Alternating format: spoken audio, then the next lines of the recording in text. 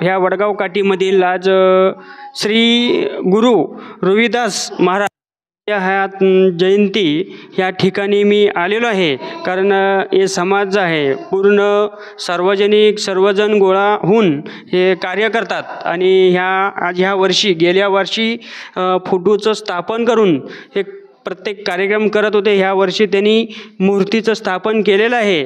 तर आज आपण या ठिकाणी मुंबईहून आलेले आहेत, पुण्याहून आलेले आहेत, ह्या जयंतीसाठी साजरी करतात सर्वजण. आपण त्यांच्याकडून जाणून घेऊया की आजच्या ह्या कार्यक्रमाच्या एक दोन गोष्टी.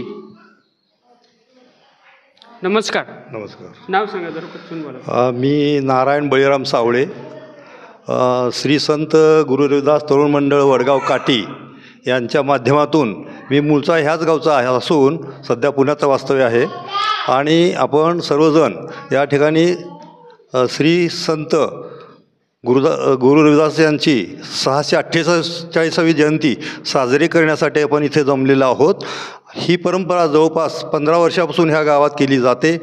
गावाला आजूबाजूला व्यवस्थित रस्ते नसतानासुद्धा ह्या परिसरामध्ये हा चर्मकार समाज संत रविदासाच्या चरणी आपलं पूर्ण श्रद्धास्थान मानून हे कार्य सिद्धीस नेत आहे.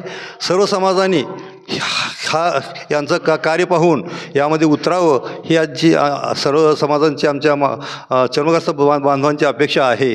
तरी सर्वांना आम्हाला नम्र विनंती करीत आहोत की आवाहन करीत आहोत की आम्हाला या कार्यामध्ये सहभागी नोंदवावी. संत रविदास महाराजांचं तसं कार्य फार महान आहे. दलितासाठीच कार्य नसून सर्व समाजासाठी प्रगतीच्या दृष्टीने त्यांचं अत्यंत महत्त्वाचं कार्य असून त्याने हा वाटा आपल्या समाजाला दिलेला आहे, तो आपण पुढे जोपासावा ही या ठिकाणी मी नमूद करू इच्छितो. धन्यवाद. नमस्कार. नमस्कार. माझं नाव भानुदास नागनाथ सावळे. मी मूळचा वडगाव काठीतीलच आहे, पण सध्या वास्तव्य माझे ठाण्यामध्ये आहे. आम्ही आज जवळपास 15 वर्षापासून या वडगाव काठीमध्ये आमचा संपूर्ण चर्मकार समाज एकत्र येऊन संत रविदास महाराजांची जयंती आम्ही प्रत्येक वर्षी साजरी करतो. त्यामध्ये आमचा चर्मकार समाज बराचसा आम्हाला सहकार्य करतो. या गावामध्ये आता आमच्या बंधूंना सांगितलेलं आहे, आजूबाजूला काही सुविधा नसतानासुद्धा आम्ही आमच्या प्रयत्नानं कसं होणं पण आम्ही प्रत्येक वर्षी जयंती साजरी करतो.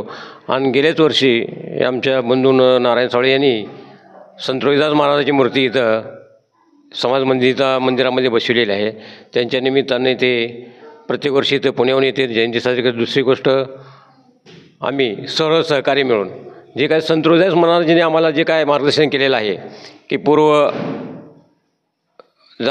समाजामध्ये पूर्वी जे काय आम्हाला त्रास होत होता त्याच्यासाठी त्यांनी पण आमच्यासाठी भरपूर त्रास घेऊन त्यांनी आम्हाला मार्गदर्शन केलेलं आहे. ते मार्गदर्शन आता आम्हाला थोडंसं अद्भुत आमच्यापर्यंत आलेलं आहे.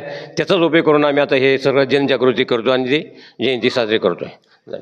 महाराजांच्या बद्दल जे काही शिकवण असेल त्या शिकवणाबद्दल जे आताच्या समाजाला जेवढं काही माहिती नाही त्याच्या महाराजांच्या बद्दल काय दोन गोष्टी सांगा.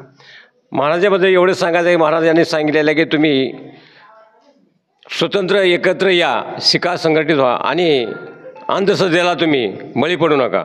शिक्षण घ्या आणि एकत्र येऊन सहकार्य करा, स्वतःचा विकास करा आणि कोणाच्या ह्याला प्रबोधनाला बळी पडू नका आणि स्वतः म्हणजे जागृती करून स्वतः समाज सुधारण्याचा प्रयत्न करा.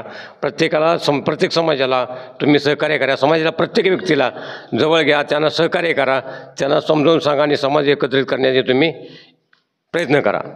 हे जेवढं मी महाराजाबद्दल सांगू शकतो. धन्यवाद.